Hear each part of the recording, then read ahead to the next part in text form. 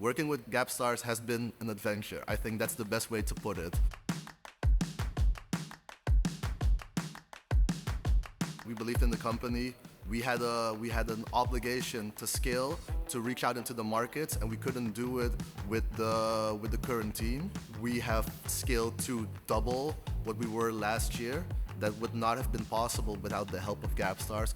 They have a better understanding of what's important, and that's how we managed to grow and scale, actually. So a lot of talks, a lot of communication, and not so much emails, but actual human interaction.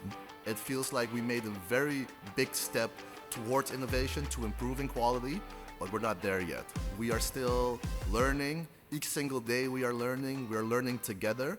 The team here in Sri Lanka, we try to include them with certain events and gifts, and then we arrange with Gapstars, hey, how can we do something simultaneously here? Every single thing we do is we believe we are one, and we try to make it as inclusive as possible.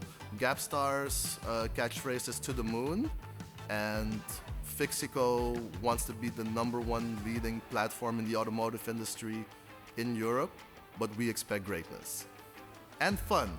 Greatness and fun. Let's not forget fun.